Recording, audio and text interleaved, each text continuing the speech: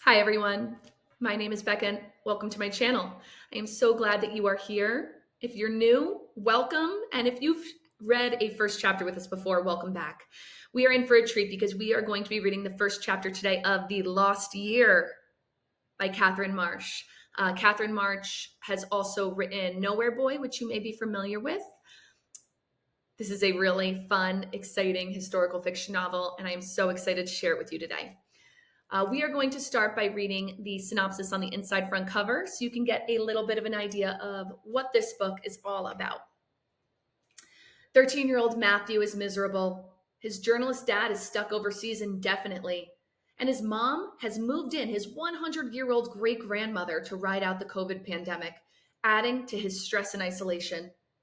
But when Matthew finds a tattered black and white photo in his great-grandmother's belongings, he discovers a clue to a hidden chapter of her past, one that will lead to a life-shattering family secret. Set in alternating timelines that connect the present day to the 1930s and the US to the USSR, Katherine Marsh's latest novel sheds fresh light on the Holodomor, the horrific famine that killed millions of Ukrainians, which the Soviet government covered up for decades. Ooh, that is a loaded synopsis for this novel. I mean, the words life-shattering family secret alone has me hooked. And I also really love novels where you can bounce between different timelines. I think it's going to be really exciting to read from the main character who grew up in the 1930s in the USSR. So if you're a fan of historical fiction, this is a great go-to book for you. All right, we are going to go and dive right on into that first chapter. And teachers, if you're reading this with your students, feel free to go down to the description, and there is a link to a free handout that you can use to accompany this first chapter Friday with your kiddos. Okay, so the first chapter is written from Matthew's perspective. So this is Leona, New Jersey, USA. Ooh, I'm from New Jersey, so now I'm especially interested in 2020. So this is our present day character. All right, let's dive in. Dark beast Ganon charged. I aimed the bow of light at the monster's glowing core and jumped. I shot off one arrow, then another. Yes, yes, Zelda encouraged me. Ganon's power is weakening. A few more direct hits with the bow of light, and I'd finish off the biggest, baddest boss of all and unlock the ending to the entire game. But I was down to half a heart. I needed food fast before I ran out of lives to fight. Matthew? I searched my meal inventory. I'd eaten all my steaks and almost everything else. Matthew! Mom shouted. She was standing right over me. Coming, I said, without making a move from the couch where I was curled in a ball around my Switch. Time to go outside. Wait, I still have a mushroom skewer. You've been playing Zelda for 5 hours, Mom said. I selected the skewer. I know, I did my homework this morning. I wasn't even lying. For an entire month now, since COVID had closed all the schools, I'd been doing online learning in my bedroom. But I usually polished off my homework while the teachers barked at kids to turn on their cameras or stop goofing off in the chat. Everyone else was stuck at home too. School, sports, birthday parties were all canceled. But most of my friends could at least hang out in one another's backyards and spend an hour feeling normal. I wasn't even allowed to do that because a few weeks earlier, Mom had moved my great-grandmother out of her nursing home and in with us. Her name is Nadia, but we call her Gigi for great-grandmother, obviously. She's 100 years old, which means we can't take any risk when it comes to COVID, including inviting a friend to the backyard. It's not about that, Mom said. You need to come back to planet Earth. No thanks, I said. Planet Earth was the last place I wanted to be. I was basically under house arrest with Mom and Gigi. Don't get me wrong, I love Gigi. When Mom and I used to visit her in the nursing home, she'd always slip me a Three Musketeers bar. She'd never been a big talker, even before her stroke, but I didn't mind. We'd smile at each other while Mom asked the nursing home aides a million annoying questions to make sure that they were treating Gigi right. Her moving in with us hadn't made her any more chatty, and she didn't smile much anymore. She spent a lot of time in bed watching TV or staring off into space with a gloomy expression. When she had a work Zoom, Mom sometimes made me deliver Gigi's meals. Weird stuff like oatmeal with stewed prunes. It was always a relief to get back to the living room couch and Zelda. Link, my avatar, had woken up after 100 years and was on a quest to regain his lost memories so he could free the kingdom of Hyrule from the dark beast Ganon. He was constantly on the move, traveling around Hyrule, collecting magical objects and fighting monsters, not living the same depressing pandemic day over and over. I scarfed down the mushroom skewer and Link's energy level shot up. I was back in business. I'm coming, Zelda. I raised the bow of light, aimed, and that's when Mom grabbed the switch out of my hands. I hollered and jumped to my feet. But since I'd been lying there for so long, my ankle gave out and I stumbled. Mom sighed. Your muscles have all atrophied. No, no, no, you can't do this. I'm almost done with the entire game. Her expression didn't change. Why did I think this would mean anything to her? Dad was the one who used to play video games with me at his place. But that was before he left for his big, important job in Paris.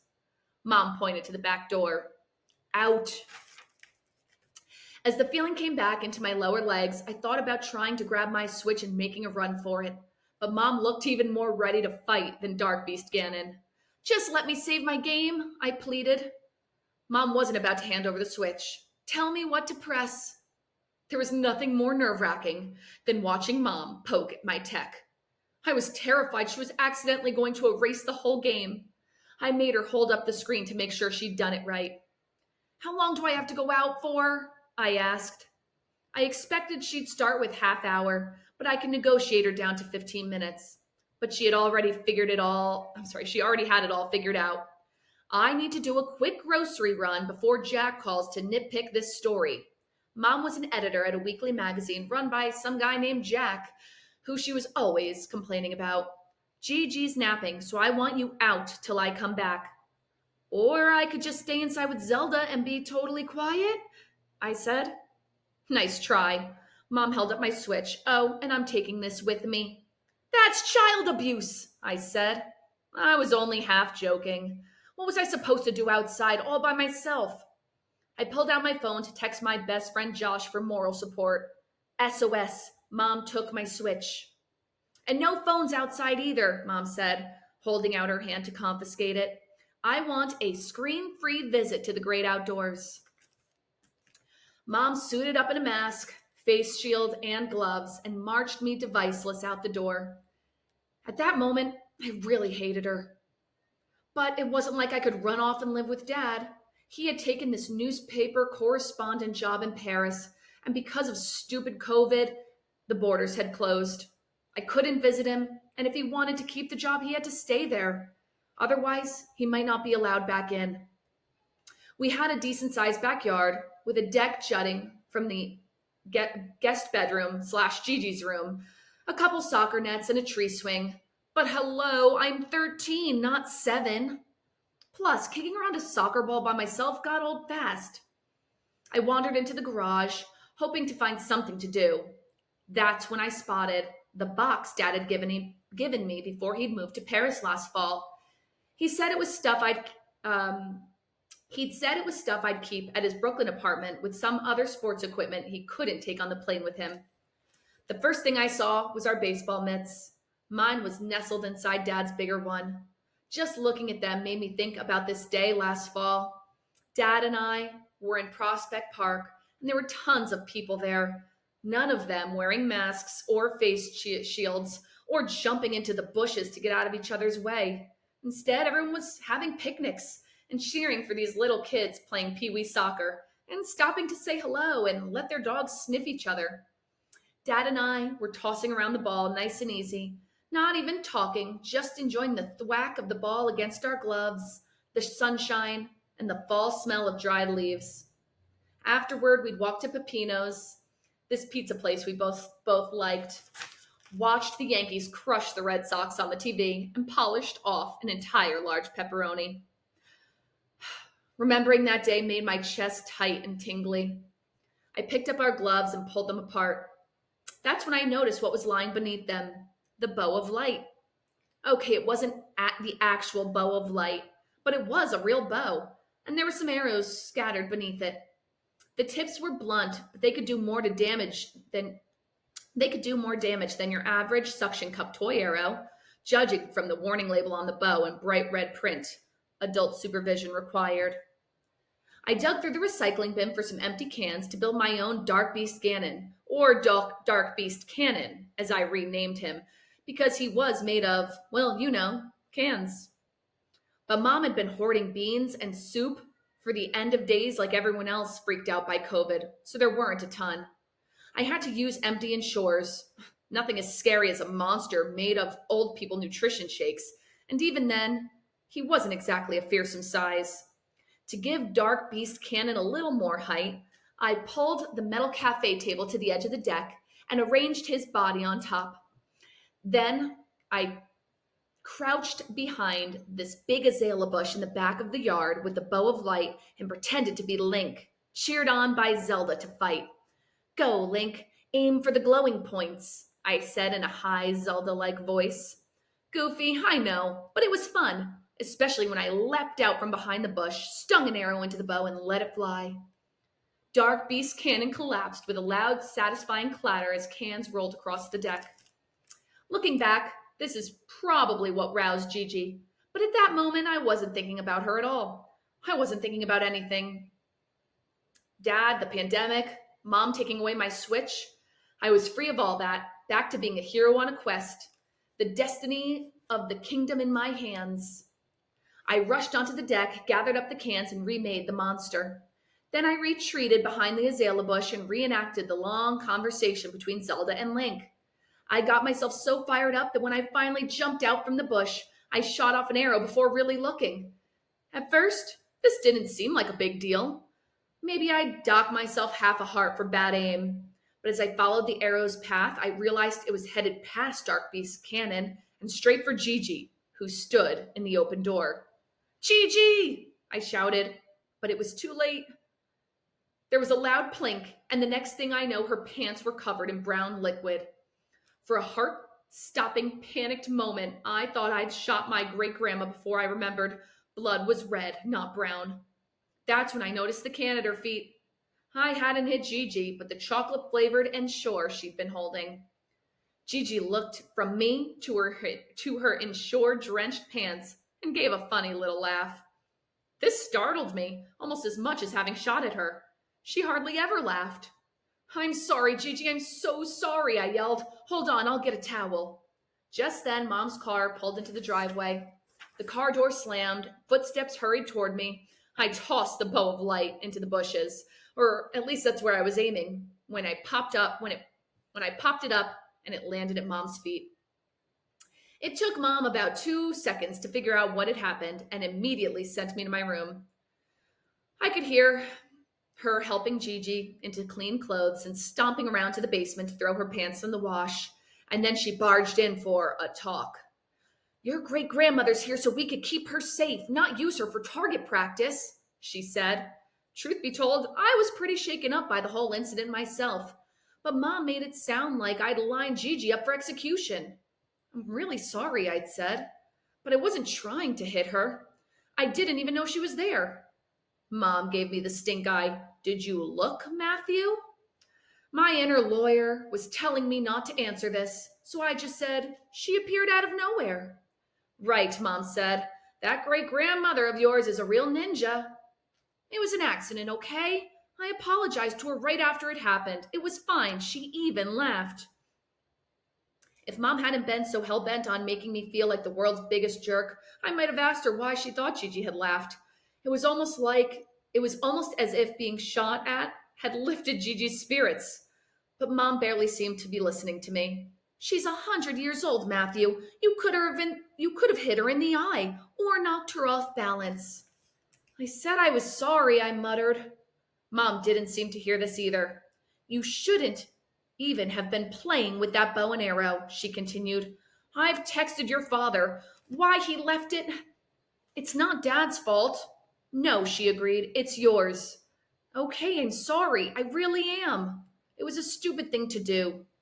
I waited a beat to show her I meant it, and then I said, "Can I go get my switch back now?" "No." But I went outside and I apologized. "I'm sorry, Matthew, but you need a break. A real one." What? I was this close to finishing Zelda. Stay calm, I told myself. How long? I swear she gave this evil genius smile. 2 weeks. I doubled over as if an arrow had hit me in the gut. Dad would never do that. Mom shrugged. His house, his rules. My house, my rules.